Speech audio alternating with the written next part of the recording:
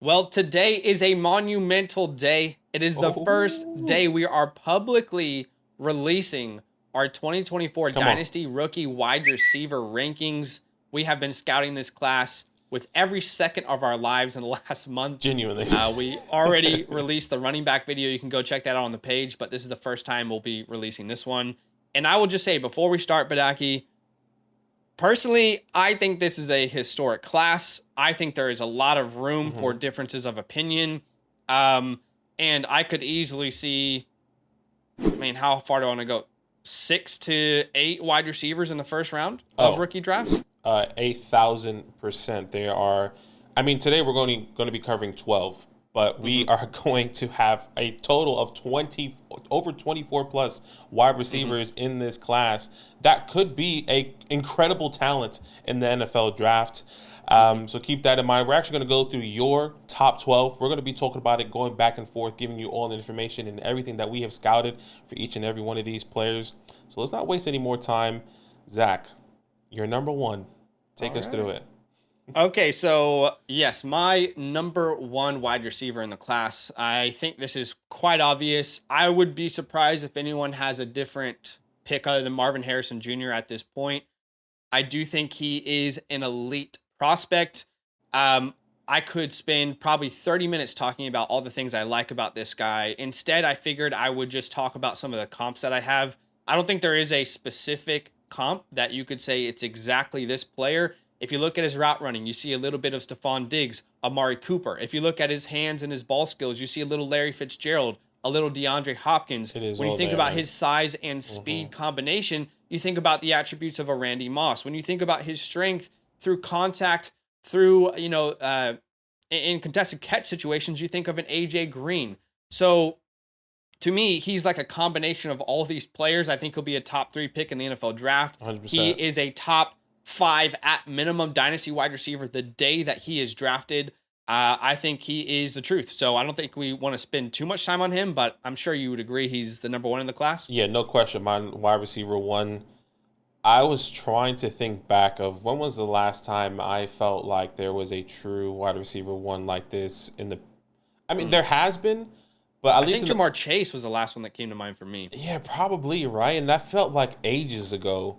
Mm. And Michael, for me, Marvin Harrison just feels like a whole nother level ahead of Jamar Chase, in my opinion. Okay, yeah. Maybe that is a big saying right there, right now, early in this video. But I love Marvin Harrison. Let's not waste any more time. Why tier two, which is going to be wide receiver two. I don't know how your tier is set up actually, so I'm Yeah. interested to see how this Well, looks. so this is where things get interesting. Okay. Um, you brought us to tier 2, but we're not actually done with tier 1 yet. And I know that's going to sound Okay, crazy. okay, I personally, in our scouting grades, the way we do it, we have 5 different labels we put on a player depending mm-hmm, on how they grade out. Okay. yep, There's elite, there's gold, there's silver, there's bronze, and there's bust. So those are the 5 labels based off of the grade from our scouting process that a player will be given. yep, Marvin Harrison Jr. has an elite tag on his name. There is one other player in this class that I personally, in my scouting grade, have given an elite tag. And to me, there are 2 elite wide receivers in this class. That is Marvin Harrison Jr. and that is Malik Neighbors. okay, I'm a big fan of Malik Neighbors. Let's talk about him quickly. He has the number 1 PFF receiving grade. If yes, you look at wide receivers who have a minimum of 50 targets, 92.7, ridiculous receiving grade. PFF loves him. Maybe you don't like PFF, that's fine. He's a versatile player. This is the kind of wide receiver that you can line up literally anywhere on the yeah, field and script touches for. He played 47% wide and 52.3% in the slot this year. 6 foot, 200-pound guy, only 20 years old, already putting up ridiculous numbers. I think he's probably the favorite for the Blitnikoff Award. yeah. He's most likely Maybe going to win it. I people think. would disagree with me, but Yeah, where he really stands apart is his route running. A very technically sound route runner. Some wide receivers have a special, how do you say it, like tempo or a pulse within yeah, their routes where hmm there's this suddenness that just gives them an extra edge over any other wide receiver. And I see that in Malik Neighbors. Now, there's still room for growth and to, I guess, define that part of his game. but there is potential for him to be one of the elite route runners in the NFL. He's got great ball skills, impressive body control at the catch, unique concentration, has an ability to kind of zone everything else out and just really hone in on the ball. He's got those silky, soft hands, kind of lay it in the breadbasket and let me just get right under that. He's got speed, suddenness. He's a yak threat. You could see that every time or every game that I watched, they were using him in a bunch of different ways, but their goal was to get him in space. He's great at attacking angles in the second level of the field, always looking to make a big play out of nothing. When I look at a comp for him, and there's a lot of names that stand out for me. Again, maybe I'm too high on him. This is just my initial reactions, but I'm a huge fan of his game. Yep. I don't see a way he doesn't go top 10 in the draft. But Agreed. I see a little Reggie Wayne. I see a little Stephon Diggs. I see a little DJ Moore. Yeah, when I think about those three players, I feel like you can take aspects from all of their games and kind of combine them into what Malik Neighbors could be. Now, that's my ceiling comp. My floor comp is like a Zay Jones, but I would say like a souped up version of Zay Jones, right? If he actually busts, it's like you're getting Zay Jones, a very, very good player.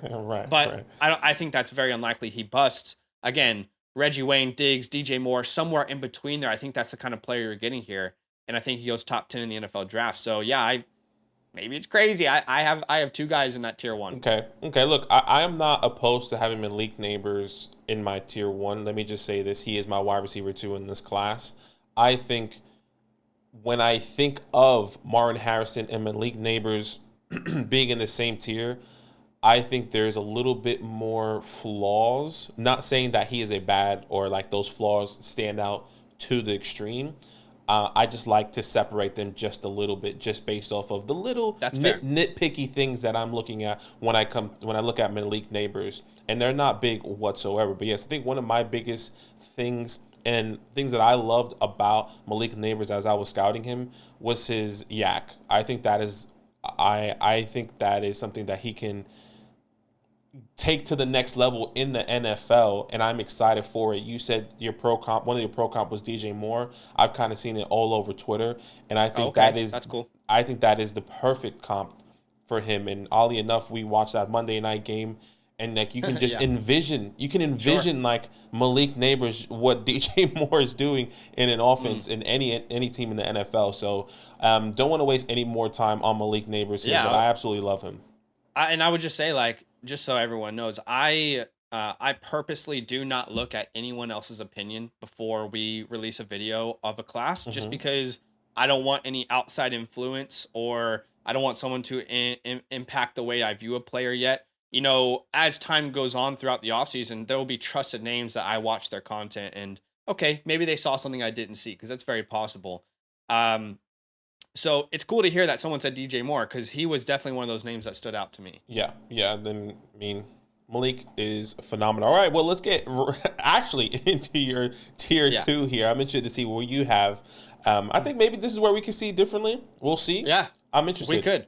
Because I do not believe that my list is going to be consensus, and that is completely fine. I think there will be a lot of differences of opinion in this class. My wide receiver 3 in the class,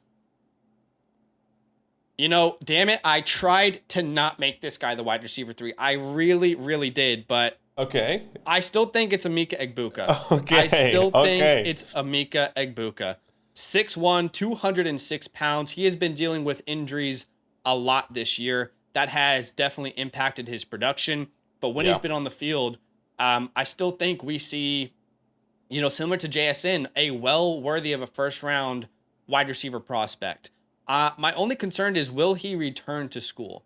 I think he tests well. I'm just not sure if he will return to school if he's had such a up and down year with injuries. But if you take away the injuries, this, in my opinion, is still a wide receiver worthy of being drafted in the top 20, top 15. He is an incredible route runner. Phenomenal. The zone menace. I call him the zone menace.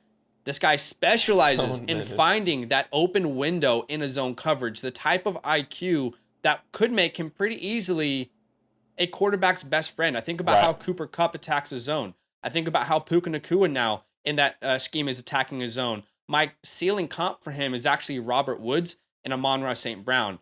a mix between those two players who operate out of the slot and do it at an elite level. My floor for him is a Jarvis Landry. I think similar to Malik Neighbors, he has that special tempo in his route running, that silky smooth tempo where, oh, you think I'm going left? No, now you're left and I'm already 5 yards separated from you, wide open. He's got incredible decisive planting at his break point of his routes that helps him gain separation. The amount of times that Emeka was getting wide open and Kyle McCord was just not even looking my guy's way. It was ridiculous. I have that in my notes. I have that in my notes. I'm literally watching the All 22 and I'm seeing Emeka cook dudes. I'm like, how is Kyle not even looking his way? He could have had so much wide more. open. He could have had so much more in production. And that's why I don't. 100%. That's why I don't worry about his production, because the film speaks a different language. And super versatile player. Ohio State used him in so many different ways. Out of the slot, out wide, in motion, end around screens. I think NFL teams are going to be looking at and thinking, we could use him exactly like that in the NFL. And we know he's been successful. Yeah.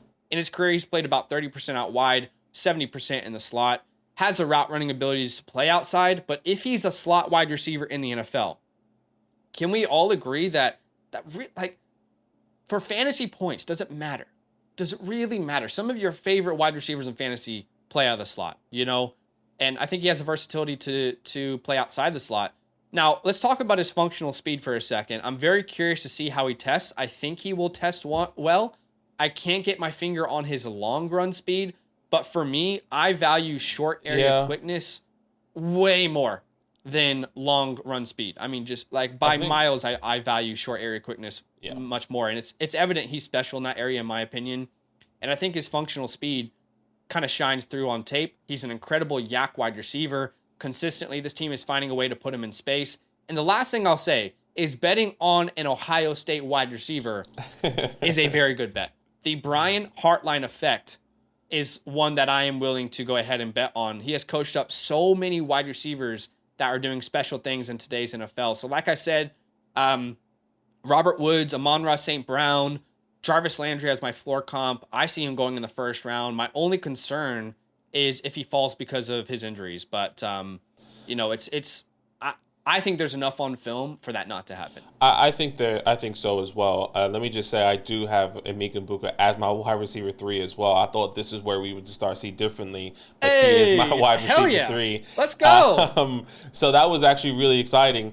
One thing I would say about his NFL draft stock, if he does fall, because I thought about this, I have this in my notes. I actually could see, based off production and injury, him falling into the early to second round, and which gives me excitement, because if, as a Giants fan, which I'm hoping to be in this first part of the tier, an NFL draft, I can actually see Emeka falling there. Doesn't mean that he is not a talented wide receiver. Doesn't mean that he is not going to be the guy we all hope and expect him to be. Just means that teams are maybe a little bit concerned with that. But what I will say is, I think genuinely, outside of Marvin Harrison Jr., he is the best route runner, in my opinion, in this class. And I hear you. I think this is exactly what I love to see when I look at my wide receiver, specifically a slot wide receiver that is, like you said, a technician in that area, creates the separation, who is always open. Is a long speed there? Probably not. But even then, I don't care, because the separation, as the separation that he creates in the slot is not unlike any other wide receiver in this class, in my opinion. And I truly believe whether he is a first-round wide receiver or a second-round wide receiver, he'll probably be a top 7 pick in your NFL drafts, in your rookie drafts. My pro comp for him was Amon-Ra St. Brown, so we were on par there. So, look, I love Emeka Egbuka. I think you kind of nailed everything on the head there. One of the best route runners in this class. I agree. And just to add on to what you're saying, I mean, I've been saying this for multiple years now on this channel, but the most overrated, by far, the most overrated trait for a wide receiver when you're evaluating them for dynasty purposes is long run speed. Yeah. Of course it helps. Of course it can make you a complete wide receiver, but it is by far the most overrated aspect. And we've said this for multiple years. It's something that as you continue to get, because no one's a perfect scout. We try and get better every year. Yeah. You learn that is really not necessary for you to be successful at the next level. Yeah, we've learned a lot. Obviously it helps, right? Yeah, 100%. So yeah, I love Amika, and I'm glad we're on the same page there. I thought that would be the beginning of the disagreement. I thought so as well, and I thought we were going to have some conversations, which I am assuming your next wide receiver in this tier 2 will probably line up with mine. So take us through that one. Okay, well, my next wide receiver, this is a receiver that I absolutely, if you guys were with us last year, I absolutely fell in love with this guy. Okay, absolutely fell in love with him. And when I found out he was returning to college, yeah, we were upset about that. Instead of declaring, I was my heart. Yeah. An angel lost its wings that day. Okay, an angel lost its wings. Now I'm finally excited we get to talk about him this year. That is Rome Odunze. Yeah. You're on the same page. I'm on the same page, so we're on par for the first 4. All right. Okay. Out of Washington, he's 6'3", 215. Now he is going to be a senior coming out. 4-star recruit out of Las Vegas, Nevada. Fun little fact. I don't know how many people watched that Netflix show where they looked at high school quarterbacks, but if you did, what is that? Is it called Quarterback One? I can't remember. QB1? Yeah, QB1. Yeah. Mm-hmm. But he played at Bishop Gorman High School, which is where Tate Martell played in that series. So fun little fact there. But big fan of Rome Odunze. I'm excited that we're finally getting him in the NFL. There's a lot of wide receivers with his profile in this class, and it will be a theme that we consistently talk about: height, weight, speed, freak type of athletes. There will be a lot of those guys. Now, what sets Rome apart is his route running combination with that height, weight, and speed. He is a very good route runner. Combination of strength and quickness with his release package off the line of scrimmage. I think that really separates him from other guys in this class. It makes him an absolute nightmare versus zone and press coverages. He's got great speed for his side. It's quite impressive. The physicality is there, of course. A nightmare. He is a one-on-one jump ball winner. Yes. If you're playing man and it's one-on-one, it's a nightmare for whoever is guarding this guy. It's tough. Has all the tools to be a premier end zone and deep ball threat. Great concentration, ball skills, ball tracking, late hands, similar to Malik Neighbors. Impressive play strength, specifically at all points of his game. Now, my only concern is his versatility. Washington did well to kind of script creative plays, but I think his role in the NFL is quite clear. He's an outside alpha, which isn't a bad thing, but I just think, Malik Neighbors, for example, is a much more versatile player. That doesn't mean that Rome is going to be less valuable for fantasy. It just means, okay, he has a very clear, defined role. And I'm curious where you think. I was looking at pro comps, and I don't know that these comps really do him justice, but here's what I came up with. I think he is a better route running version of a Cortland Sutton. Okay. That's kind of what I've come up with. Like a more explosive, a better route runner. I think that's on par than Cortland Sutton. My other one is T. Higgins. Okay. I see like a combination of those two players. But again, like I said, I don't think they really do him justice because I think he is a more elusive player. Exactly. I think he's better after the catch than those two names. So I couldn't really find an exact comp that I loved. But yeah, I'm a big fan of his game. I think he goes top 15 or top 20 in the first round. Yeah, I love Rome Odunze. And, let's start off with that pro comp there because in my notes, I put Twitcher T. Higgins. You think of the hands. How strong his hands are, in my opinion, and you envision T. Higgins and you see what he does on, when Joe Burrow throws the ball on the sideline and he just grabs it and the defender is trying to knock it out and he's still holding on to it and it's a first down. That's what Rome does as well. So he's a twitcher, I think a little bit more quicker of a T. Higgins. I think he has very strong hands, and I think that is my biggest trait out of Rome Odunze, strong hands that I really wanted to emphasize. Obviously, a great route runner. I think the ability to get utilized in different ways is there. I don't think we saw it to the maximal potential at Washington. So I would not be surprised if we see a little bit more of a 50-50 opportunity or 60-40 opportunity maybe in the slot or the wide receiver or out wide. So I think that's what's exciting, that his versatility hasn't actually been unlocked in college, where this is where you can see his his game take it to the next level. So Yeah. I love everything that we've seen. He's not the fastest wide receiver, but like what Zach and I were saying earlier, that is not the biggest concern of mine. Those Yeah. traits, the separation, whatever the case may be, that's exactly what we are looking at here. Great production. Not the crazy yak wide receiver, but that's not a trait that you're looking for at this type of build. If he does have that with this build, that's phenomenal. That's just an extra tick on the box. But other than that, Twitcher, T. Higgins, Roma Dunze, my wide receiver 4, your wide receiver 4.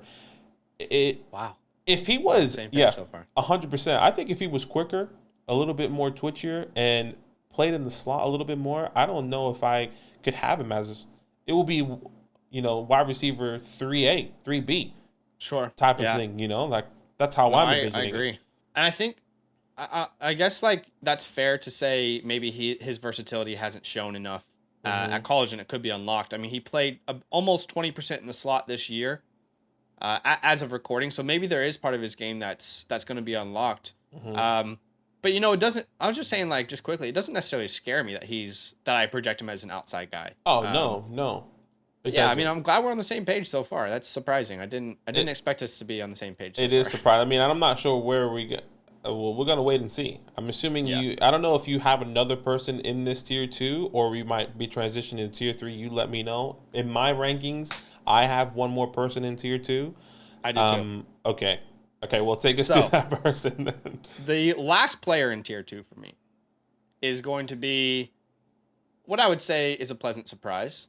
Okay. That is Troy Franklin. Okay. On the same page? On the same page. So he is... Oh, gosh, that's crazy. This has to be said. Troy is an extremely unique wide receiver prospect from a size perspective. Now, you and I, Badaki, have actually taken size out of the equation when we scout wide receivers. So you won't hear us talk about size as a downside for a player on today's video. That's on purpose because of the way the NFL is trending.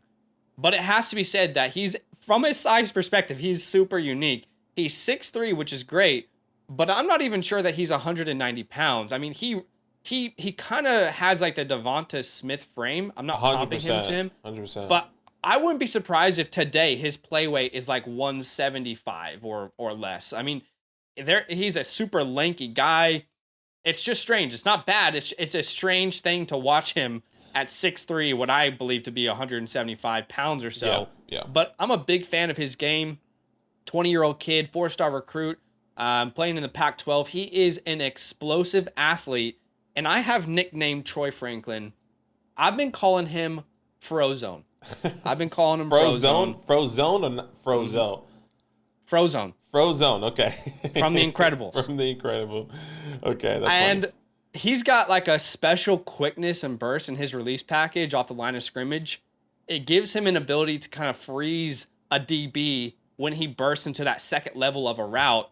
I think his quickness actually surprises defensive backs when they're pressing on him specifically. So I called him Frozone because every time I saw him impress, not every time, but most of the time when I saw him impress, or, if someone's getting closer to the line of scrimmage, it felt like his release package gave him a special ability to kind of freeze a guy at that breaking point where it matters so much. You're either going to create separation right now, or the DB is going to find out exactly what route you're running. So that's why I called him Frozone, because I think he has that special ability to kind of freeze that defender. He's a quick, decisive cutter. He's good after the catch. If you don't watch his film, you might not expect him to be a big yak threat. However, despite that lanky frame, he's surprisingly really effective after the catch. Yes, he is. And really difficult to bring down. He's got reliable hands, good contested catcher. He is a highlight play waiting to happen.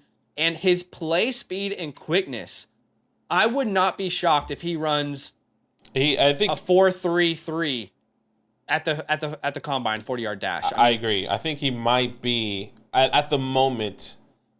I think he could be one of the fastest wide receivers, or the fastest wide receiver, unless he'll be close. There's another guy I think that might beat him, but he's going to be up there as like, oh damn, that was an impressive time. Yeah, there is. It is.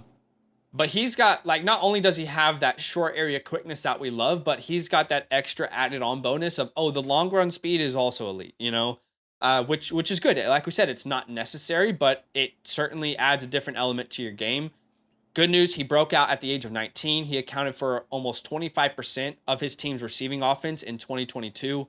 Now, I'll just say quickly, Badaki, I have more concerns about Troy Franklin than any wide receiver we have talked about so far. Okay. First thing is the drops. Yes, he has a 10.5% drop rate, which, by the way, is 175th out of 233 wide receivers Right. with 50 targets minimum. I think he can be a better route runner as well. Off the line of scrimmage, he's really special. Like we talked about, called him Frozone. However, I don't think he's really reached his full potential as a route runner just yet. Agreed. He's got so much twitch and burst. I just think he can be a more effective route runner in all areas of his game after the line of scrimmage, which you could see as a negative. You could also see as, look at what the potential could actually be. Exactly. Devonta Smith isn't a perfect comp because I think he's a faster Devonta Smith. Yeah, but it was difficult. I don't want this to sound disrespectful, but I comped him to like a poor man's version of Marvin Harrison, as in the Marvin Harrison, Colts legend. I see some similarities in their game, and I think that's my preferred comp. I think his floor is like a souped up Josh Reynolds. But if you were going to comp him purely based off his size, it would be tough to do. I mean, Robbie Anderson is really the only one that makes sense from a size perspective. But anyway, I'm a fan of his game. I don't want my concerns to outshine the good, but I just wanted them to be said. Yeah, I love Troy Franklin. Once again, my wide receiver 5 in this class as well. I just think, like you kind of mentioned a little bit earlier, his full potential is not there yet as a route runner. Yeah. And I think we can easily see that going into the NFL, getting him on a team. And, and one of the things that I keep seeing online in Twitter sphere is like, this is a great person for Patrick Mahomes. I actually don't want him to go to that offense. I mean, no disrespect to Patrick Mahomes, because I don't want him to be this deep threat only type of wide receiver. A lot of people saying, well, his speed, he can take the ball down the field. No, I think he's a better route runner in the slot. And we just haven't seen that to the full potential, which I love coming from Troy Franklin. He's a crazy yak wide receiver. He is right now 35th out of 223 wide receivers in the yak category, and I'm really excited about that because I think that is another underrated stat for him. I think he has pretty decent hands, even though he has drop issues. When I say decent hands, I think it's actually strong. They're strong because what I've noticed, I'm not sure if you noticed, he drops the easy passes. And then he comes back. It's frustrating. He drops easy passes, and then he makes the incredible catches, which is a little bit like, okay, like, was he just not focused there? Because was it a screenplay and he was thinking to move before he actually caught the ball? And I think that happens a lot more. That happened more often than not for Troy Franklin here. But yes, the comp was a little bit difficult. I did have, I did put Devonta Smith, a poor man's Devonta Smith, because he's not a route running technician like Devonta Smith was when he came out of college. But you can see the build, you can see how he could be utilized in an offense. So I do love Troy. All right, take us to your tier 3 here. Maybe this is where we see some differences. Surprisingly, the top 5 are the same. Take us to your number 6 here.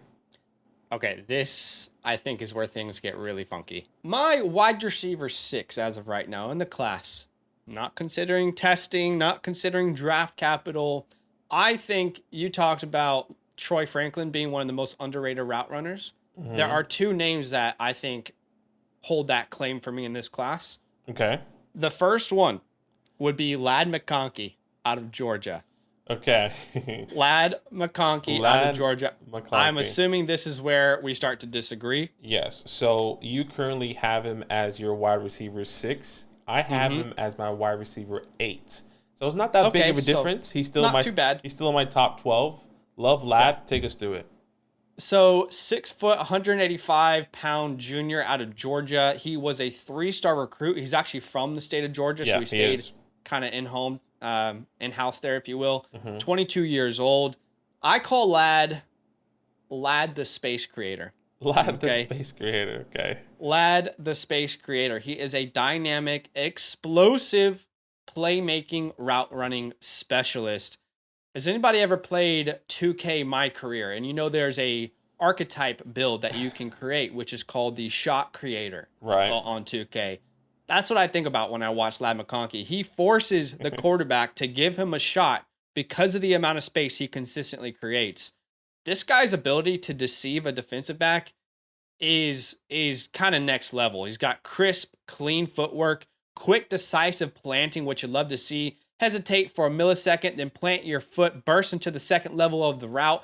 You could write a textbook on how to plant just from Ladd McConkey's film. High IQ player. In fact, I think he is potentially the smartest wide receiver in this class. He just understands how to attack a defensive assignment better than most people I've watched. Like I said, his manipulation, his ability to deceive a defensive back, it's consistently there. His curl route is a problem. His curl route is a problem. Nobody is stopping this curl route. It's crazy. It happens every time. He does not have the long run speed that a Troy Franklin has, nowhere near close. But the short area quickness is 100,000% there. He's got that, and y'all know I'm a sucker for some short area quickness combined with some route running specialization. Yes. He's got very good hands. This year he has an 83.9% reception catch percentage, if you will. That is 4th out of 400 wide receivers with a minimum of 30 targets. He has a 76% reception percentage in his career. You will not find many guys in this class with that number. Now, I know that speaks to Georgia's offense a little bit, but it also speaks to his reliability. He's a versatile player. He's not limited to outside or in the slot. At Georgia, they used him in so many different ways, similar to Emeka Egbuka and Malik Neighbors. They're using him a lot out wide, in the slot, end arounds, in the screen game. He is very underrated as a yak wide receiver. The guy can get up the field very quick and in a lightning bolt flash. Now, the concerns for Ladd, which is what a lot of people are going to be concerned about, is firstly his production. He has not put up any sort of insane numbers like other people in this class. I think that has more to do with Georgia's offense, but to each their own. Technically has not met the breakout age threshold where a player contributes 20% of his team's receiving offense. But again, I think there's two factors there. Georgia's offense, they're spreading that ball around like butter on toast. And he was injured this year, so that obviously impacted his ability to contribute. I'm a big fan of his game, man. I mean, I already comped someone to Robert Woods, but I see a lot of Robert Woods in his game. And my favorite comp is actually Deontay Johnson. I see a lot of Deontay when I watch a guy like Ladd McConkey, a guy who is just consistently able to get open, put me in a one-on-one situation, put me in press, put me in zone. I'm going to be able to, create some separation and give you a good option. I'll see a little bit of Chris Godwin in his game. Okay. As much as I loved Emeka Egbuka, to me, Ladd McConkey is discount Emeka Egbuka in this class. So I'm a big fan of his game. I don't think he goes first round. I think there are other names that I have ranked behind him that probably go higher in the draft. But I just think he is one of the most underrated route runners in this class. Yeah, and look, I love Ladd McConkey. Once again, he's still in my top 12. He's my wide receiver 8. It's not that I don't like Ladd. I think other players that are the two players I actually have ahead of him have better traits. When I say traits, I mean there's more traits. How about that? Their potential, I guess. Yeah, their traits and their potential is a little bit higher that I believe could have a little bit more success in the NFL. But my concerns is what you kind of said. The production, the breakout age. When is that really going to happen in the next level? Maybe it does. Maybe it doesn't. We've seen underrated wide receivers that haven't had incredible production, struggle with injuries, kind of take off in the next level here. So I do agree. One of the most underrated route runners. The separation is phenomenal. I was a little bit concerned. I felt like a lot of when he was utilized in the middle of the field, it was phenomenal. But I felt like that was very, very limited. It was always on. Yeah. It was always on the edge. If you needed a first down, like it was 3rd and 5, and you do those, you do that play on Madden. I forgot what they goes. I think they're just out routes. You need a quick play. You get your guy, you throw it to Lad McConkey, and that's exactly who he is. But he's reliable, consistent, great hands as well, strong hands specifically. So I love everything that he brings. My wide receiver 8 in the class once again, so keep that in mind. Your wide receiver 6. I love Lad. Very interesting that you have him here in the top 6. Just to bring some perspective of where I'm coming from, because I think this. Let me just say, this entire tier 3 is fluid. It could 100%. Change any way for me in this tier 3. I agree. But what I would say is, I really personally believe that his lack of production is more an indication of the system and the offense he's a part of, rather than him as a player. I would just ask everyone watching this video, what does Troy Franklin's production look like at Georgia? Genuine question. If he went to Georgia, what would his production look like? What would Lad's look like if he was at Oregon? If he was at Oregon or Washington, what would his production look like? Because I think that would speak a very different story. But I definitely hear the concerns. But yeah, like I said, Deontay Johnson, I see a lot of Deontay in his game. I'm a big fan of his. Yeah, very interesting. Take us through your number 7, it looks like here. I'm interested to see. Ooh, I'm scared. Yeah. Number 7... he might be, man, let me look at my list.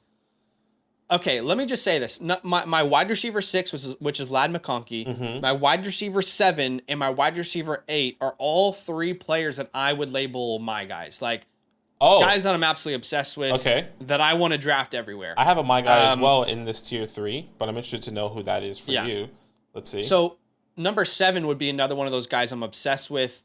Between this player and Lad McConkey, they both surprised me in extremely good ways. I'm waiting.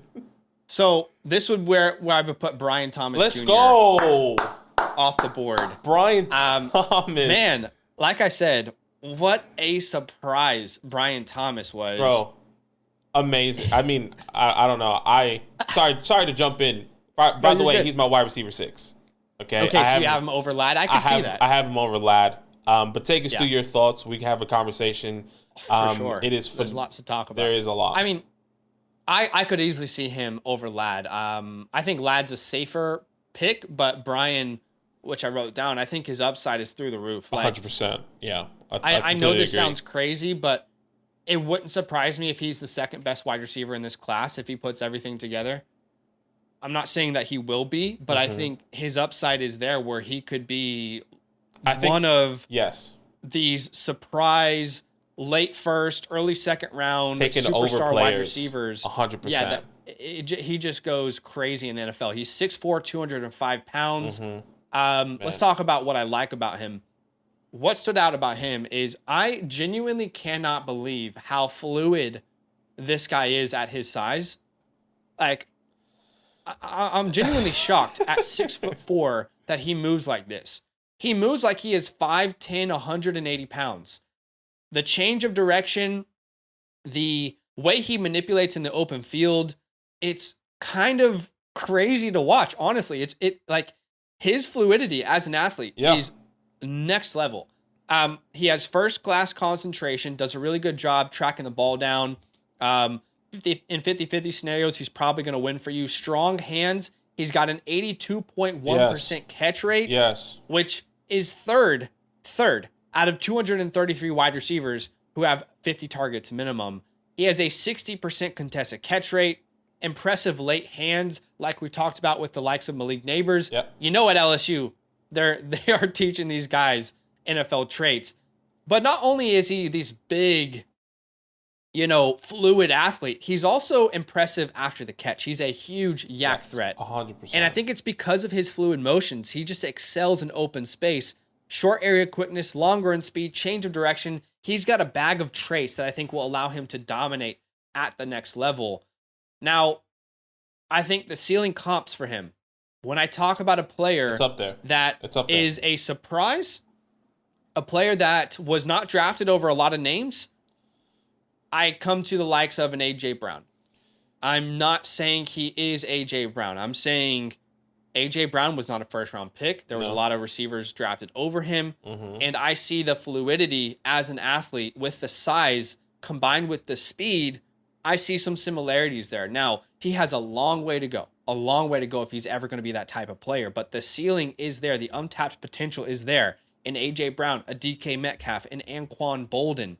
I think his floor is kind of what you're seeing from a George Pickens. So I see a complimentary wide receiver with true alpha star upside. I would not at all be surprised if this guy ends up being a first round pick when all is said and done. But now that we've talked about the good, I'll just say quickly, the reason he's not ahead of some of these other names is the release package could improve a lot. I mean, he has got really quick feet. I just think he needs to be coached up in his route running, specifically off the line of scrimmage. Okay. I think he can be a really scary route runner, and I think there's a good base there, but he does not have a very impressive release package. And I think it's those small little things in your route running that really separate you at the next level when defenses are just, they're quicker, they're better athletes. How are you manipulating them when your speed and your size is not always going to win for you? And I think to kind of tag along there, he could expand the route tree a lot. If he wants to move from this elite athlete to elite NFL wide receiver, then he's going to need to perfect his route running. However, again, footwork, twitch, burst speed, it's all there. I believe he has the raw abilities to become great, but he hasn't put it all together just yet. That just takes coaching and time. Agreed. I wouldn't be surprised if he goes back to school for another year. Okay. I wouldn't be surprised, but I think it's more likely that he declares, because there is some steam I think that's going to catch on his name. But I'm a big fan of his, man. I know you are too. So what stood out for you? I think he can be the biggest riser here, and kind of like what you mentioned earlier, I won't be surprised if Brian goes ahead of some of these other players that may be surprising, like an Emeka, like a Rome, because of the traits that he has. One of the things that's what I was going to say. Sorry to interrupt. So where do you think his ceiling is as far as I think he could be top NFL draft, the order of being drafted? Yeah, top. I think he can go top 20, top 15. And you think he could be at best the third wide receiver off the board? Is that right? Yeah, I think there are going to be some teams that like him over Rome, that like him over Troy, over Emeka. I think he has the full overall. He has all the traits that you want there. Besides, in my opinion, that you kind of spoke on was the route tree. Very limited route tree. He takes a lot of his snaps out wide, which is crazy because he has crazy speed and he is a massive yards after the catch threat. He is somebody that I won't be surprised you can see him, kind of like I talked about other wide receivers on this list already, could have a 50-50, 60-40 type of workload, versatility in the slot or out wide. He has that ability to be those wide receivers. One of the comps that I did see, I think he is a significantly better DK Metcalf. DK Metcalf has You mean his potential or what he is now? In my opinion, I guess his potential. I'm not going to say what he is now. Okay, that makes sense. I can see where you're coming from. You see the shades and you see how he goes up and tracks the ball down, and you think of early DK Metcalf when he came in. He hasn't been doing that lately, right? But that's why we loved him so much, DK, because he's a big body. He was fast, and you see the shades once again, like you kind of mentioned with AJ Brown as well. That's where you see his twitchiness come out. He has the big body size and the concentration of grabbing the ball like a DK, but the twitchiness of an AJ Brown when in space. So I love Brian Thompson. When I was scouting him, I was like, Brian Robinson. But I love Brian Thompson. Yeah. I think he is it's good to add another Brian Jr. Another freaking Brian Jr., a classic. But I love everything that he could be. And I won't be surprised if he goes. I mean, I was struggling to put him, not to have him my tier 2. I'll be honest. He was somebody in that edge with Troy, for me in my rankings. But I love Brian. I love him. Yeah, like I mentioned, I think his upside is definitely more than Ladd McConkey's. But I just think Ladd is a safer play. So this tier 3 is so fluid, and his ceiling, like you mentioned, I think he could be the third wide receiver off the board. So that could change things. The only knock I think people will have outside of the route running is that he kind of showed up out of nowhere. And I think people focus on that a little bit too much. I mean, in his first 2 years at LSU, he wasn't really just a complimentary player, did not put up much production at all. But again, I mean, it's college for a reason. These guys are Yeah. learning. They're getting better. Exactly. I don't think they knew what they had either. You know, you think of Malik Yeah. and you think of last year where Kayshawn Boutte. Booty was supposed to be something, and that kind of fell off as well. So I don't think they knew what they had, in my opinion. I agree. Okay, so, I said these next three guys are my guys or sleepers or guys that I'm obsessed with. I'm going to draft everywhere. Mm-hmm. I felt most confident about McConkey and Brian Thomas, bringing them up on this show. Okay. The one that I now have the most nerves about, not nerves, I don't care if people disagree. Like, that's fine. We're all going to have different opinions. Yeah. But the one that I think could spark the most controversy, because most people don't even have him as the second best wide receiver on his team. So I think I think this probably sparks a lot of controversy. Okay.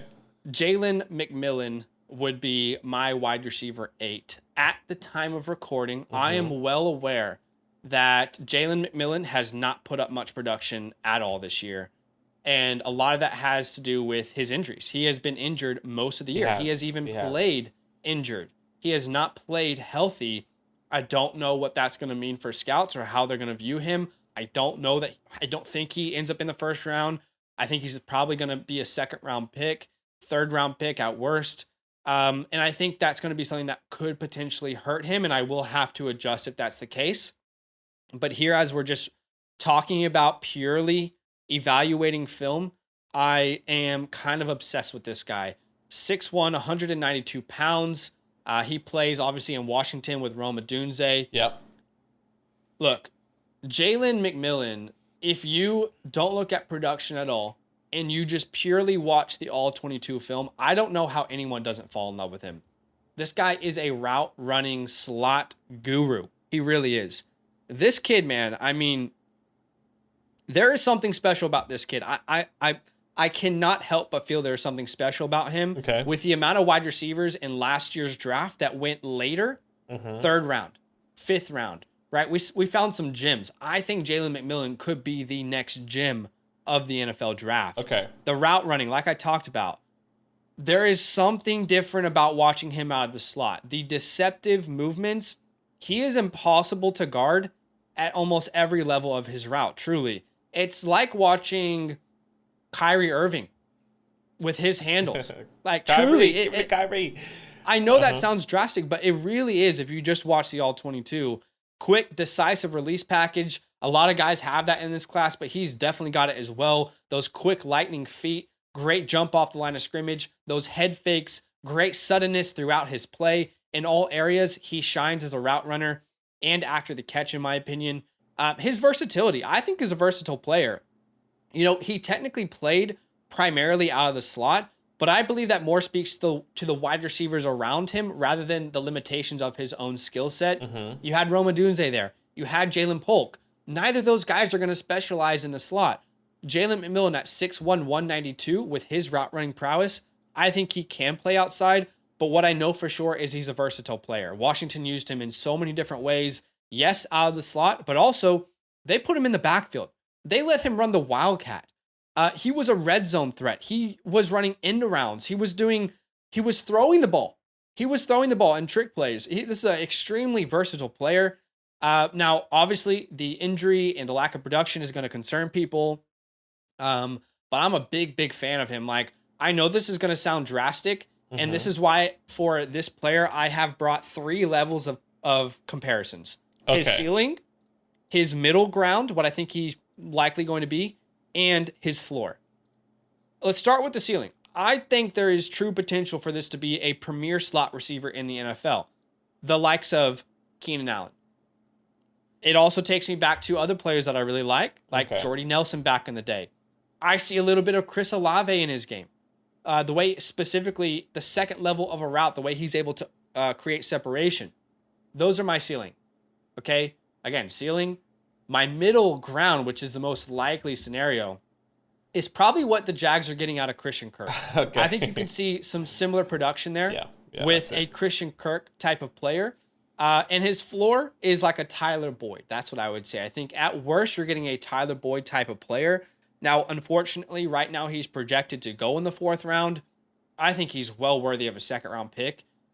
Honestly, guys, like, I am hoping and praying that the Kansas City Chiefs draft Jalen McMillan in the 3rd round if he's there, in the 2nd round if he's there. I really think he could be their number 1 wide receiver by the end of next year. Okay. Similar way Amon-Ra took over the Lions, wasn't drafted high, was a great prospect. Jalen McMillan was a very highly respected prospect out of high school. I think everything is there for him to be a very successful receiver at the next level. So, yeah, I know it's probably too high for most people, but I love the kid. Yeah, look, I have Jalen McMillan actually as my wide receiver 9 coming in. Yes. So we're not too far. We're not too far off. My concerns are the injuries and what he can actually be, right? Okay. I think of his ceiling, and I'm not looking at him saying that like, oh, his ceiling can be amazing. I think it has to. The thing is, in my opinion, it probably has to be the right destination. Everything has to go right for Jalen for it to kind of come about. And oddly enough, my ceiling or my comp was Christian Kirk, because you think of that pathway. The pathway wasn't the best for Christian when he first came out. There was a lot of upside. Sure. But then when he got to an opportunity, when he just got peppered with targets with Trevor Lawrence his 3rd year, it was like, okay, we can see. And that's what we all hoped for Christian as he was coming in, because we liked him.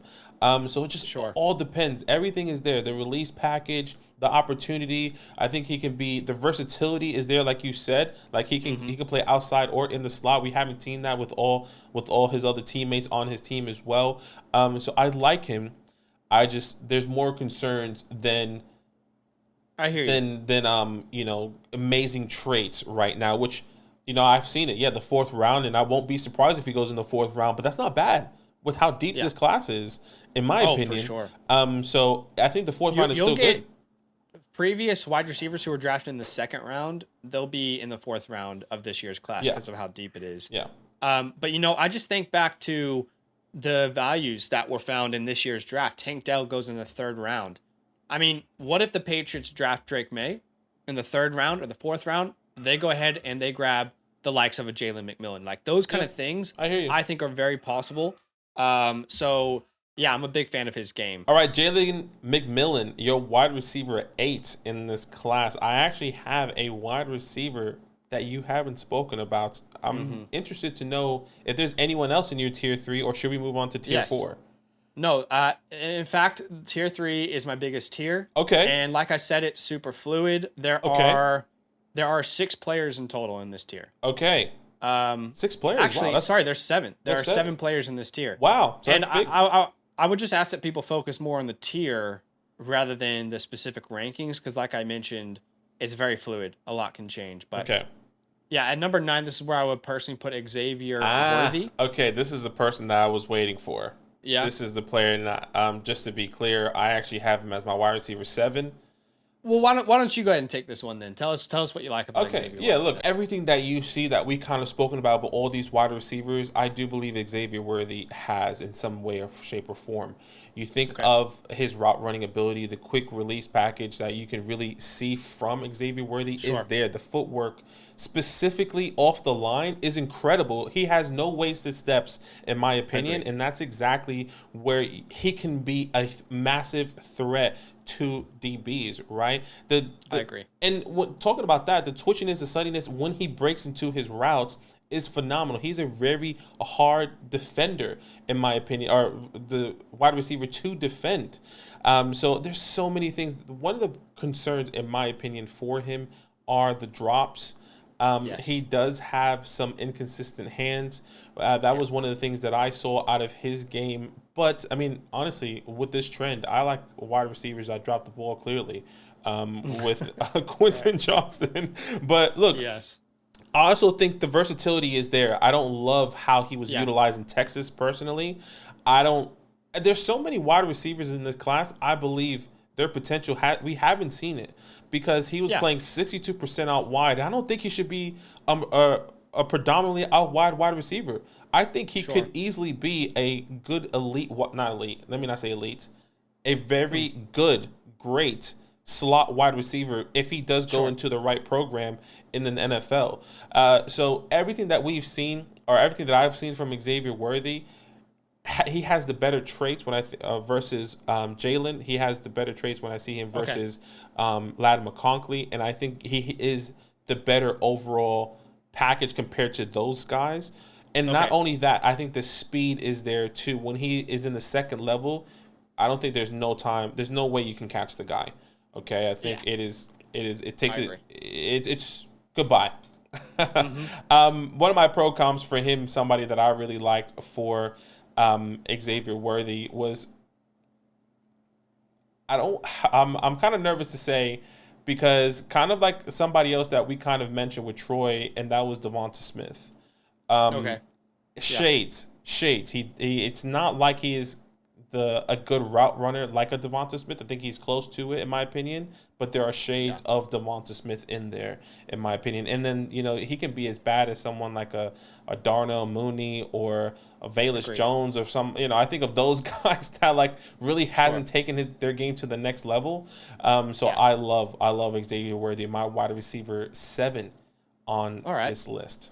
Yeah, look, I like Xavier. I think he to me of anyone outside of Brian Thomas Jr. has the widest range of outcomes of any name that we have listed so far. I could see him being a superstar, and I could see him struggling at the next level. I totally agree with everything that you mentioned. The twitch is there. I wrote down he is a put him in space type of player, just an Yeah, explosive yeah, playmaker that I anticipate NFL offensive coordinators really, I think they're already scheming up ways to use him. Big fan of that part of his game.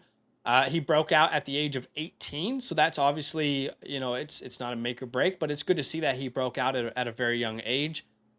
So I agree with what you mentioned about the good. I will just say what concerns me with him is specifically, and I've said this about a lot of players, but you have to kind of nitpick.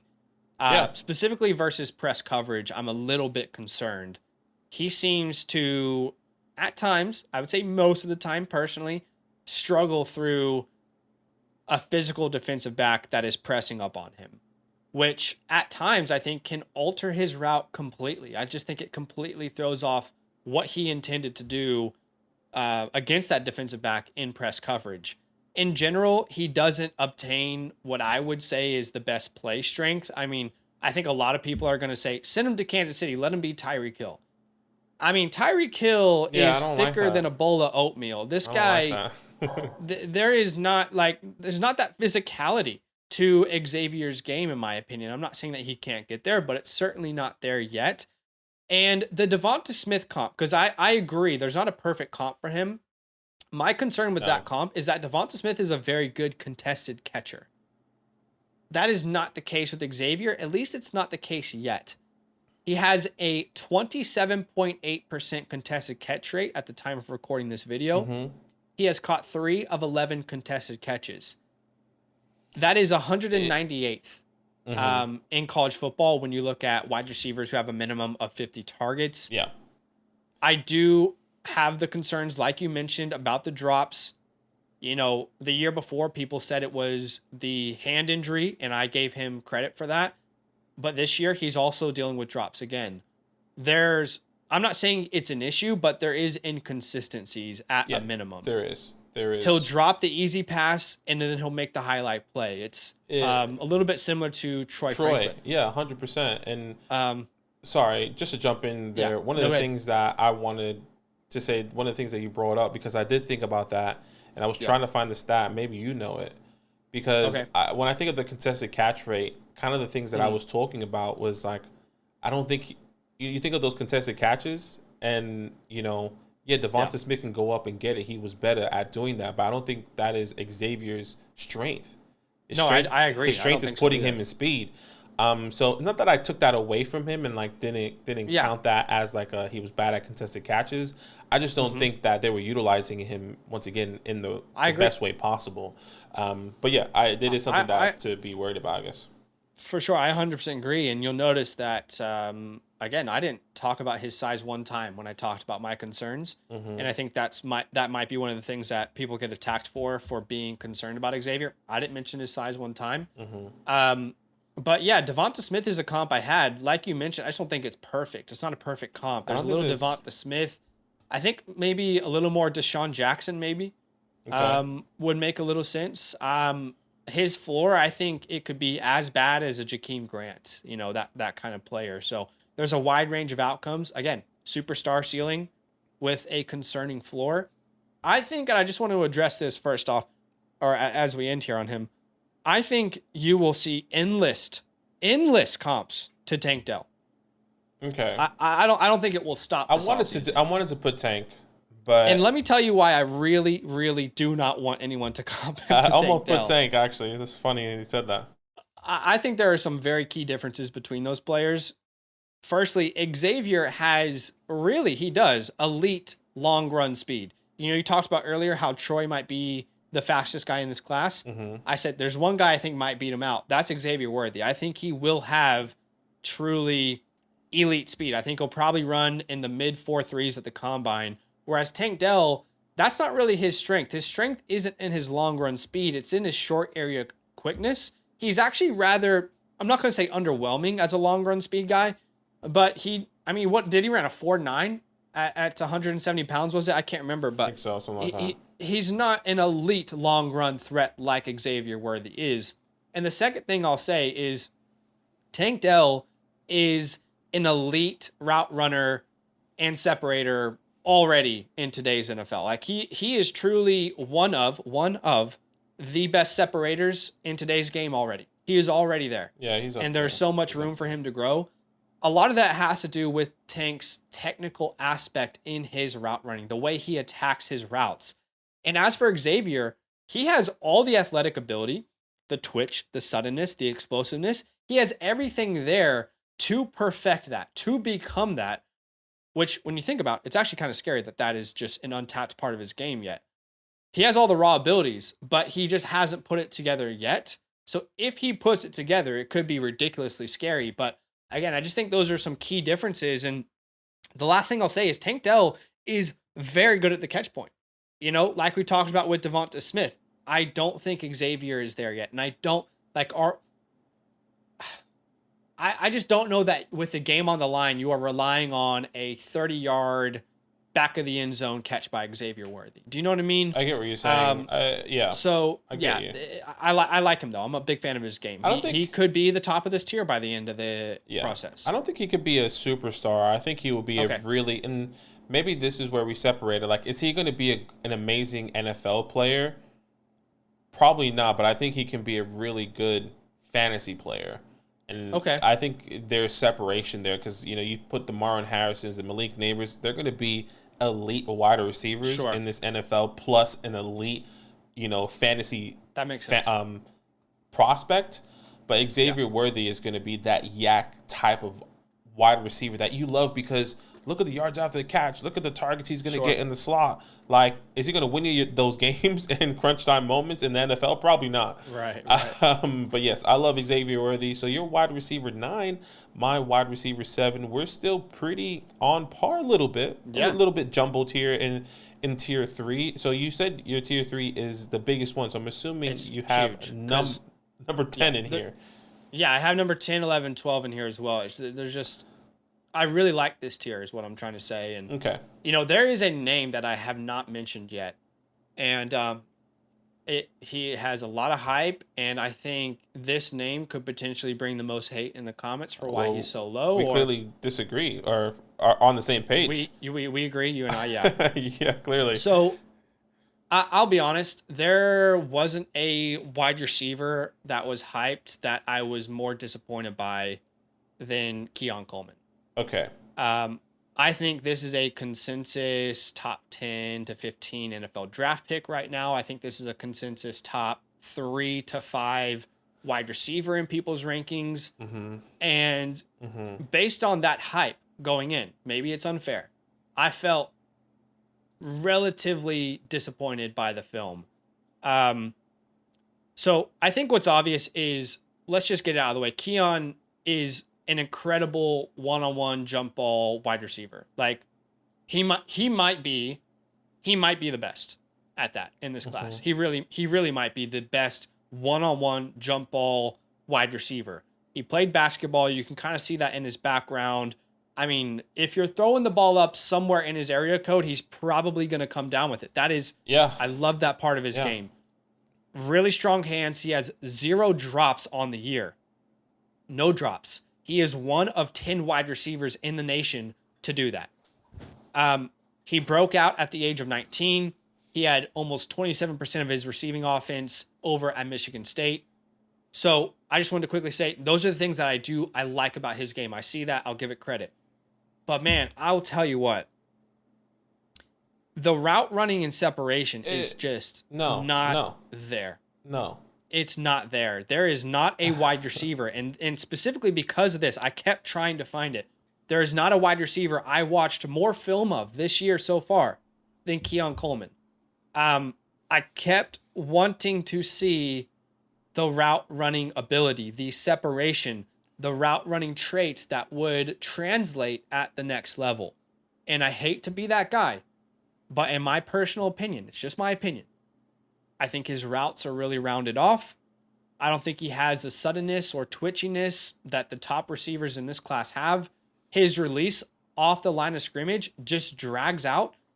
I don't think he manipulates defenders really at all. I'll be honest with you. I think it's a lot of schemed open plays. I don't think he has a complex route tree. It's just an extremely lackadaisical part of his game. And I have major concerns that it's going to hinder his true potential at the next level when athleticism alone is not going to win. Do you know what I mean? Mm-hmm. So it's just like my pro comp for him is 2 names. And I think it's going to make people angry who love him.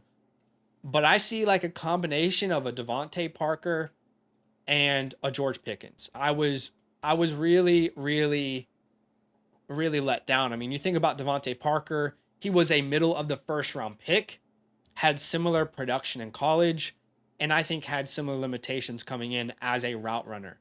Now, I could be completely off the mark here. I could have completely missed it. Tell me the games I need to watch because, again, there's not a wide receiver I watch more film of than Keon Coleman.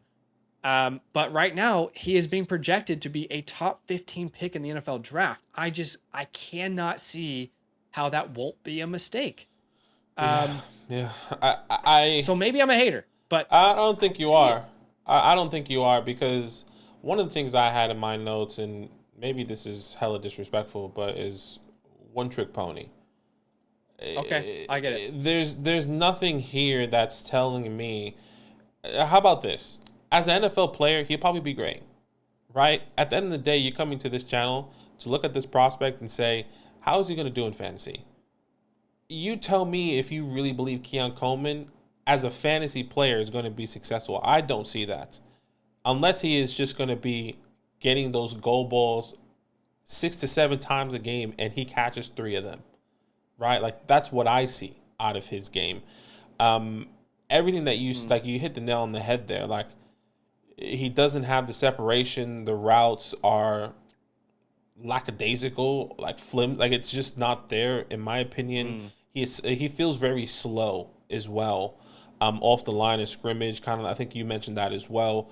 Yes, it's not something that I personally want as a fantasy wide receiver on my team, specifically in fantasy. He could be a great, contested catch type of wide receiver.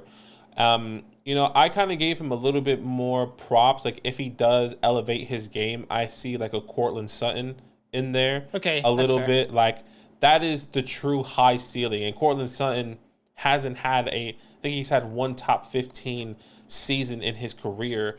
Like that is not something that I would want on my team. But look, we could be wrong. I'll be honest with you. 100%. He's not even in my top 10. He's my wide receiver 12. Okay. So I actually have him lower than you. Okay.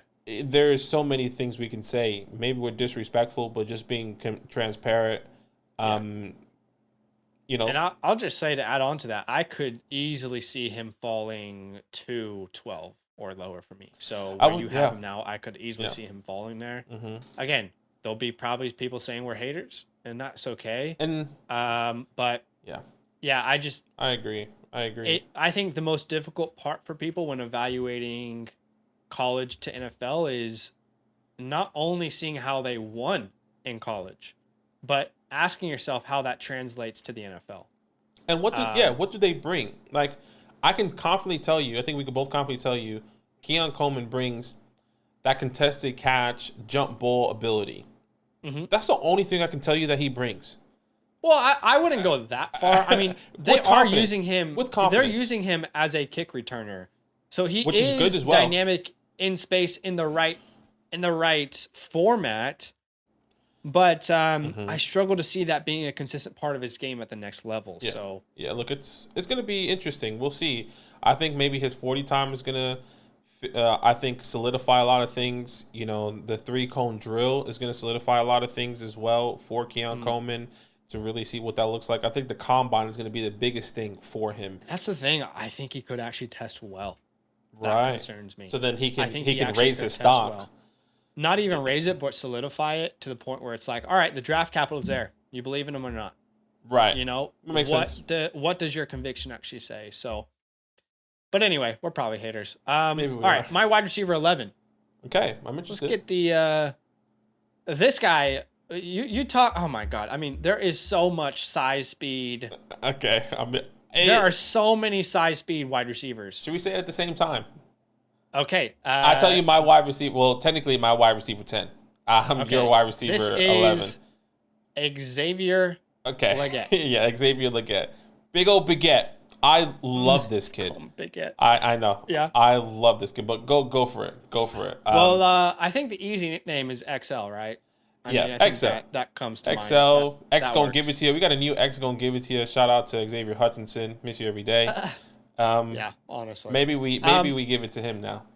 He is 6'3", almost 230 pounds. This guy is ridiculous. He is like a bigger Brian Thomas Jr. in this class, which is kind of crazy to say. But let's talk about some of the good things. He has an 87.0 PFF receiving grade, which is 11th best in the nation by for the way, wide receivers who have 50 targets minimum. The stats are incredible, at least to me. His analytics. I was blown away when I was like, holy shit. Anyways, continue. Yeah. Well, his reception, like, you think about a guy who's 6'3", 227, and you're like, all right, probably not a high reception percentage. Yeah, 100%. He's got a 75.6 catch percentage, which is 17th. His drop percentage is 27th best in the NFL, only 3%. Reliable hands, that is shown throughout his film. Agreed. I think the thing that will stand out instantly is that this dude, he is like a Herculean type athlete. I mean, 6'3", 227. He moves different. Get ready for him to run in the mid to low 4.3s and for everyone to absolutely lose their mind at the combine. Just get ready for that to happen because it's probably going to happen. Crazy hops. Like, as far as... what is that drill where they see how high a player can jump? Because the vertical, right? Yeah. I think he probably has the number one vertical in this class. I would be surprised if he doesn't. He played really well versus Georgia, that's great to see, versus one of the best defenses in the SEC. He did. And he's got that don't get beat speed effect.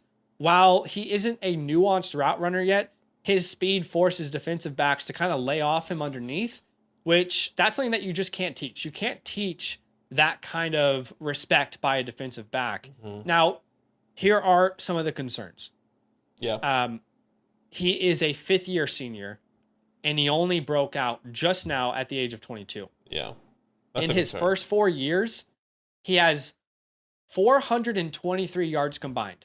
In 4 years, he's averaging about 100 yards a year. This year, he now breaks out over 1,200 yards, over 7 touchdowns. So that is slightly concerning. Why did it take so long?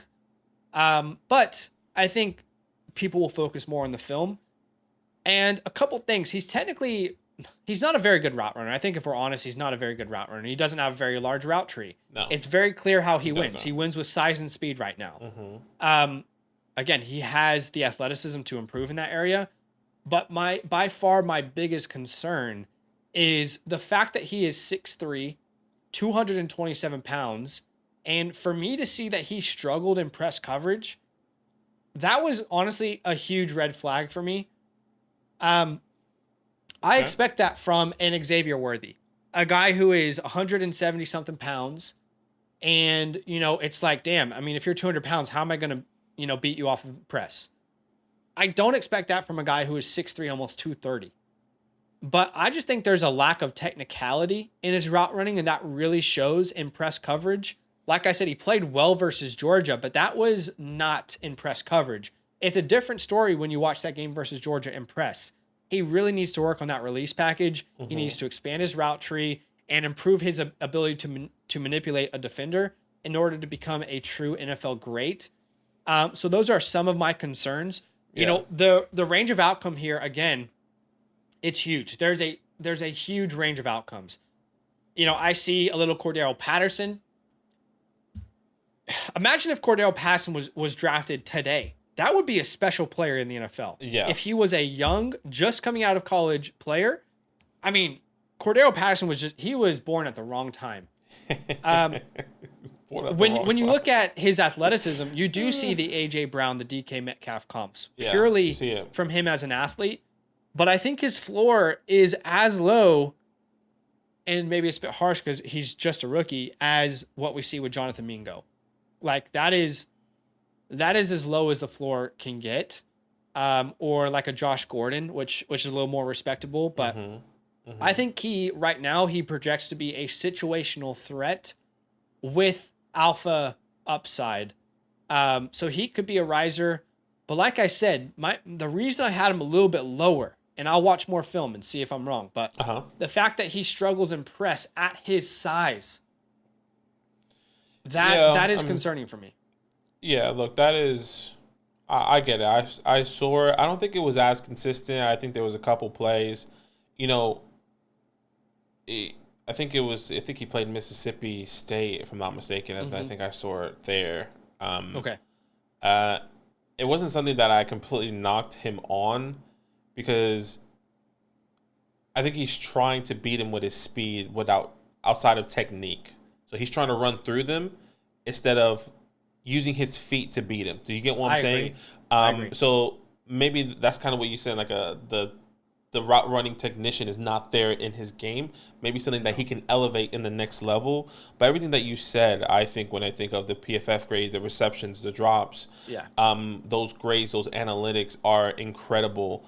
The size, the speed, the ability that he can be a reliable wide receiver. You need somebody you can trust in the next level, and that's exactly what he can be. I agree. You see the shades of the Cordell Patterson. You see the shades of the A.J. Browns and all those other people. It could be incredible. I think he is somebody that I see myself personally moving ahead in this draft as the season gets, or as we get closer and closer to the NFL draft. I can see him going higher than Ladd, than Jalen. I can see him going higher than all those guys.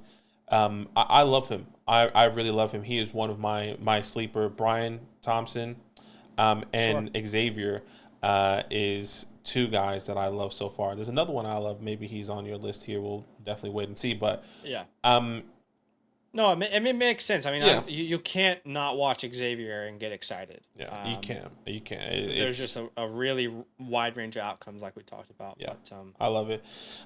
So you have one more, right? You said one more? Yes. 2 more? One more in this tier. And by the way, this will be the last guy that we talk about on today's video. But if you guys want to see rankings number 13 all the way down to 25 plus, we're going to fill out this bracket. We're going to fill out tier 4, tier 5, tier 6, and wide receivers to monitor. Mm-hmm. We're going to fill it out. It's going to be available in a bonus video on the Flock Fantasy website. So if you want to have access to that, you want to keep, diving deep into this class, then go ahead and use our promo code LAND. Sign up to the Flock Fantasy website, and you'll be able to see this video by now. It'll be out by now, so you'll be able to watch it already. So if you want to see some more in-depth insight, make sure you go ahead and sign up, use our code, and then DM us if you have any questions about that. And by the way, if you do sign up to that Mother Flocker tier with our code, you will get a Dynasty team review, which we do on a live stream. So that's also something to consider that will be available to you. But my number 12 wide receiver, another guy out of Texas, Adonai Mitchell. I tried to figure out how people were pronouncing his name. It was some people said Adonai. I heard Adonai. Yeah, I Some heard people Adonai. called him A.D. Mitchell. I know he's been called that in the past. So Adonai Mitchell has been a pleasant surprise for this Texas program this year. He transferred, actually a 5-star transfer, originally a 3-star recruit, 6'4", 196 pounds. Now, he has played really well versus good competition. When they played Alabama this year, I mean, he pretty much dominated that game. Yeah, he was going crazy. And he was doing it most of the time versus what is a consensus top 20 selection in this year's draft in Kool-Aid McKinstry, the defensive back out of Bama. And he beat him in a variety of different ways. He was deceiving him on routes. He beat him in contested catch scenarios. That was a very impressive game if you want to see what Adonai is capable of. He's got those soft, short hands. We talked about it with a couple of the names in this class, but makes some incredibly difficult catches look really easy. Specifically, when you think about like those full arm extension catches where the only way you're making this catch is if you've got those soft hands, kind of drop it in the breadbasket type of concentration. He's got that, which is cool to see. Very good drop rate, 2.3%, which is 16th best when you consider that 50 target minimum we put. But my concern, it's a couple of things, and maybe I'm nitpicking, but I don't think he's going to be really that big of a yak threat at all at the next level. At this time, I just don't personally see him as someone that's going to be schemed up in that area of an offense. I think he lacks that dynamic aspect in the open field. Yeah. And when you look at his yards after the catch per reception, it's at 3 yards after the catch per reception. That's 216th out of 233 wide receivers, again, with a minimum of 50 targets. I just think that lines up with film. And to me, he's a clear strength and weakness player. I don't personally see a wide receiver that's going to be creatively used. His strengths are appealing, but I also don't see him, being a feature player that's consistently being fed volume, if that makes sense. So when I look at a pro comp, I think about like a Martavius Bryant back in the Steeler days. And I also think there is like a true ceiling here that he could become like a DeAndre Hopkins type player if he develops as a route runner. But I think he's a complimentary big play threat with the foundation to become a potential star. Yeah. And, just by the way, he's my wide receiver 13, so he's not in my top 12, actually. Okay. And one of my biggest concerns is kind of the things that you said. He's not a big yak wide receiver, and he is very, I think he's just scheme-based. I feel like there's only one great trait that he does possess, and that is his big body, deep ball type of opportunity. Not saying that he can't be amazing. Not saying that whatsoever. But if I'm looking at traits, one of my biggest things coming into this year is traits. What are teams looking for? What do teams like? Do they love a fast, twitchy guy? Do they love a deep ball threat? You think of that. That's the reasons why we talk about the quick, fast wide receivers like the MVSs, the McCole Harmons, and you think of those guys and putting them with Patrick Mahomes because he's a deep ball threat. And I think a lot of people are going to see that with him. AD as well, or AM. I don't think he has that speed. He doesn't have that speed. The usage. Yeah, just the usage, right? Like you only see him as I don't think he's a one-trick pony, but you only see him being utilized in very specific ways. And this is why I think he's very limited when he's going to be coming out of college. I think he's going to have to be a very scheme-based, wide receiver. If he goes to the right scheme, he is going to excel, just like anyone else, obviously. Yeah. But that is my biggest concerns here is that he's a very good player. He's a big wide receiver that you love. People love. He's 6'4", right? 100, nearly 200 pounds. So you don't have him in your tier 3. Then who is your wide receiver 12? Because there's a couple names that I still love. I love my tier 4, but who you got I do have somebody, and this is purely based off traits and upside, in my opinion. And I actually think I know who it is, but do you? Go ahead.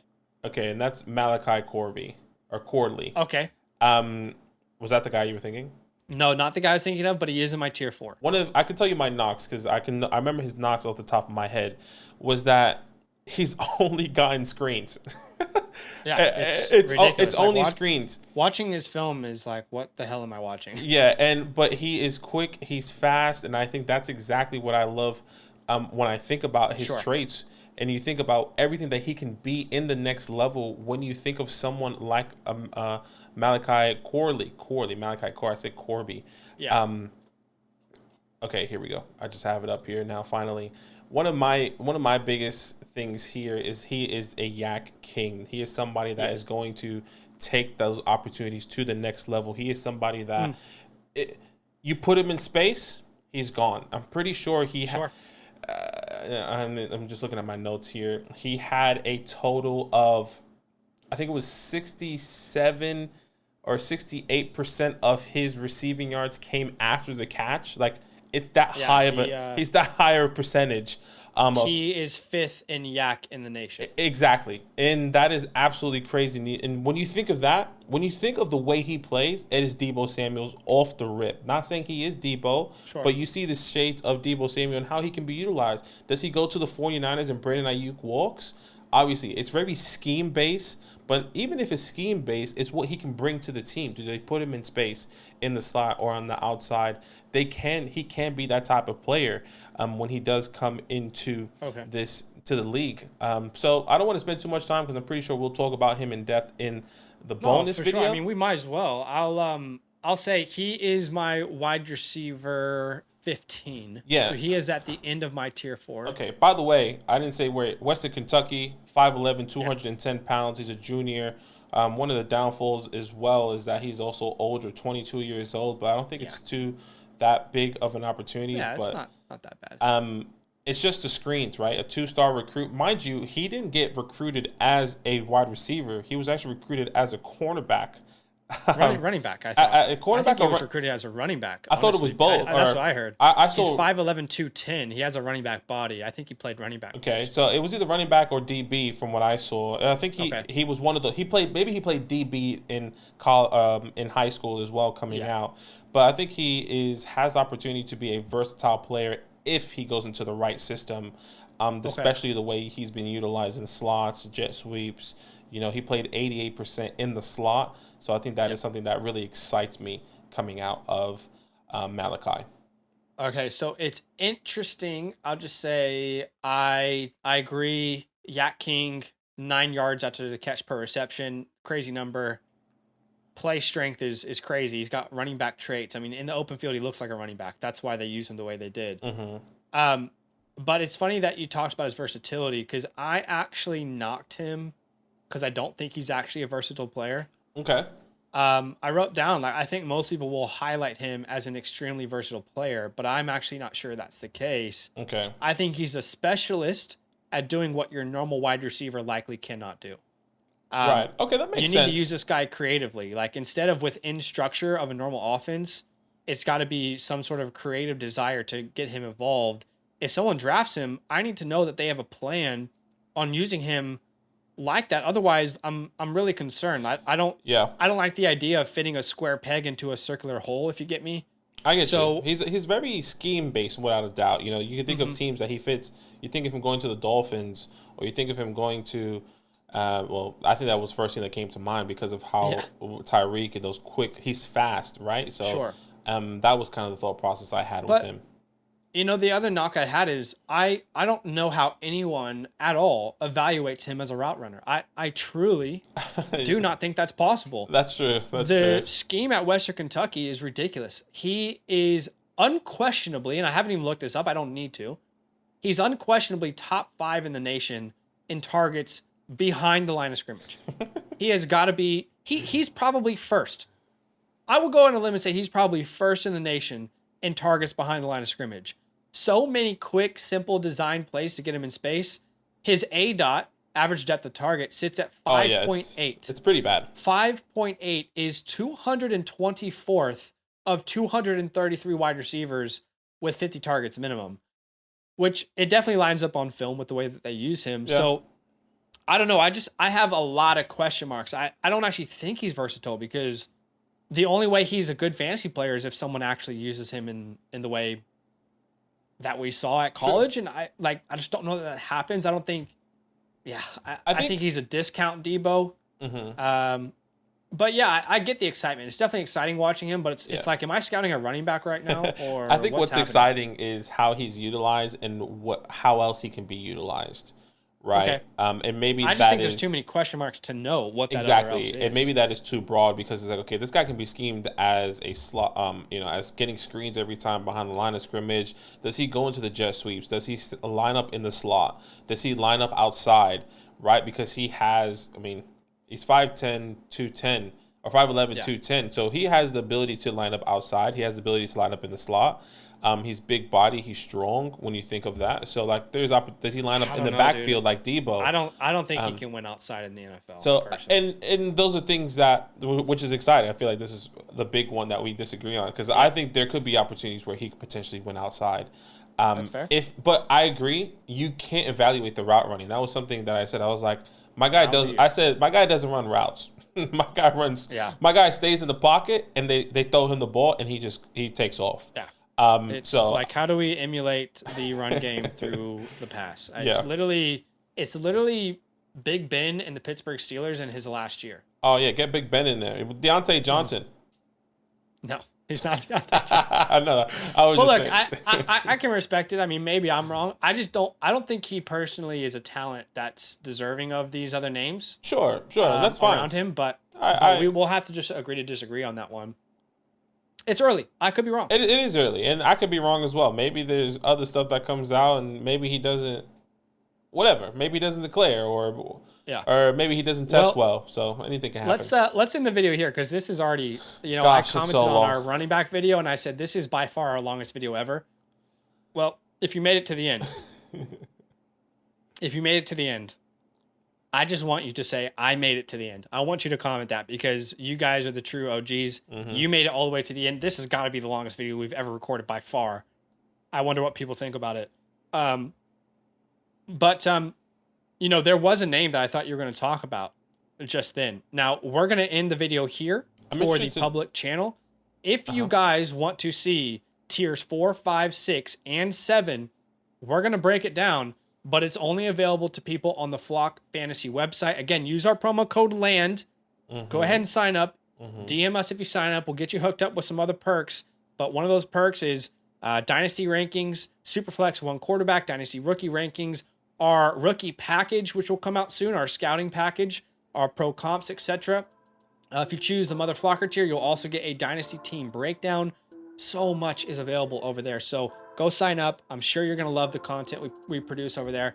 But we love you. Let us know what you think, and we'll see you soon. Now that those idiots are done talking, who needs some rankings? Hell yeah, I need some rankings. Then use promo code LAND, LAND, for 30% off any membership at flockfantasy.com. Oh. It's so easy. Even your grandma could scan that QR code right there.